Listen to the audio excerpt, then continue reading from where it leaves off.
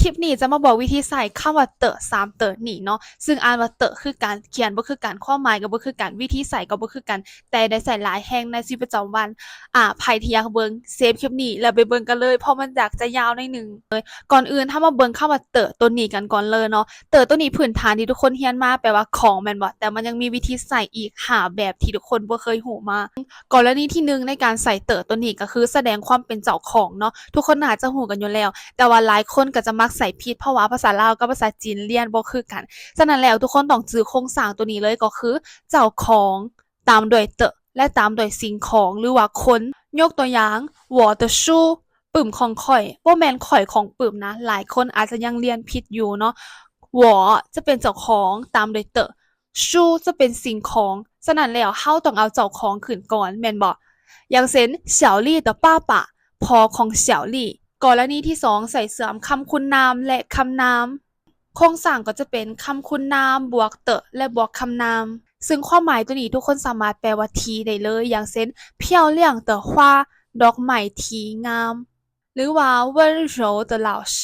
อาจารย์ทีอ่อนโยน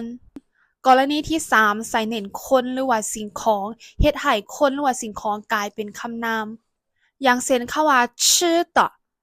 ชื่อปกติจะเป็นคำกำมะแปลว่ากินแม่นบ่แต่ถ้าเฮาว่าชื่อต่อจะกลายเป็นคำนามความหมายก็คือของกินส่งเหนียวหน่ายต่อซึ่งคำว่าส่งเหนียวหน่ายถ้าบ่มีเตอะมันจะเป็นการกระทำบอกว่าเฮาไปส่งนมแม่นบ่แต่ถ้ามีเตอะลงท้ายมันจะกลายเป็นคำนามความหมายคือคนส่งนมกรณีที่4เพื่อขยายคำนามโครงสร้างก็จะประมาณคำว่าลีเตอะและคำนาม กรณีนี้ทุกคนสามารถแปลว่าทีได้เลย อย่างเช่น新买的手机โทรศัพท์ที่ซื้อมาใหม่我妈妈做的饭ข้าวที่แม่ข้อยเป็นคนเฮ็ดกรณีที่5ใส่ตอนท้ายของประโยคเพื่อเน้นย้ำประโยคอย่างเช่น这本书是我买的จะหมายความว่าปึ้มหัวนี่แมนข่อยซื้อซึ่งมันเน้นย้ำว่าข่อยเป็นคนซื้อเอง มันยังมีรูปแบบปฏิเสธเนาะอย่างเช่น这本书不是我买的ปึ้มหัวนี่บ่แม่นข่อยซื้อเฮามาเบิ่งการใส่เต๋อตัวนี้กันซึ่งคำว่าเต๋อตัวนี้นะมักจะอยู่ทั้งหลังคำกรรมะและคำคุณนามกรณีที่1ของการใส่ก็คือขยายคำกรรมะโครงสร้างก็จะเป็นคำกรรมะเต๋อและผลลัพธ์ของมันตัวอย่าง跑得很快แล่นได้ไวหลายหรือว่า打扫得很干净อนามัยได้สะอาดหลายทุกคนสังเกตบ่ว่าตัวนี้นะเราสามารถแปลว่าได้เลยนะอย่างเช่นแลนได้ไวหลายอนามัยได้สะอาดหลายแม่นบ่ซึ่งมันขยายว่าการกระทำตัวนี้นะเราแสดงออกมาเป็นแนวใดผลลัพธ์ของมันเป็นแนวใดกรณีที่2เพื่อบอกความเป็นไปได้ของคำกรรมะโครงสร้างก็จะเป็นคำกรรมะบวกเตอและบอกผลลัพธ์ที่มันน่าจะเป็นไปได้อย่างเช่น看得见ข้านคือคำกรรมะเตอเจียนคำว่าเจียนจะเป็นผลลัพธ์ของมันความหมายคือเบิ่งเห็นแต่ว่าตัวนี้เราก็ยังสามารถใส่รูปแบบปฏิเสธได้เนาะอย่างเช่นข้านปูเจียนเบิ่งบ่เห็นกรณีที่3ขยายคำคุณนามเพื่อบอกผลลัพธ์โครงสร้างก็จะเป็นคำคุณนามบวกเตอะและบอกผลลัพธ์ของมัน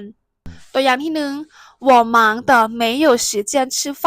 จะหมายความว่าข่อยยุ่งจนบ่มีเวลากินข้าวฉะนั้นแล้วตัวนี้เนาะเราสามารถแปลว่าจนได้เลยเตอะแปลว่าจนได้เลยเฮาอีหยังจนอีหยังสักอย่างหนึ่งอย่างเช่นข้อต่อมา孩子们玩得不想回家พวกเด็กน้อยลิ้นจนบ่อยากกลับเฮือนบัดนี้เฮามาเบิ่งคำว่าเตอะตัวสุดท้ายกันเนาะซึ่งเตอะตัวนี้วิธีใส่น่ะบ่หลายคือเตอะที่ผ่านมาเนาะมีแต่วิธีใส่อันเดียวเลยเตอะตัวนี้เราจะใส่ทั้งหน้าคำกรรมะหรือว่าคำคุณนามนั่นเองเพื่อขยายคำกรรมะด้วยคำคุณนามหรือว่าคำพิเศษโครงสร้างก็จะเป็นคำพิเศษหรือว่าคำคุณนามบวกเตอะและบวกคำกรรมะทางหลังอย่างเช่นคำว่า开心的唱歌จะหมายความว่าห้องเพลงอย่างมีความสุขดีใจแม่นบ่ฉะนั้นแล้วทุกคนคำว่าเตอะตัวนี้ทุกคนสามารถแปลว่าอย่างได้เลยตัวอย่างที่2คือ慢慢的走ความหมายคือ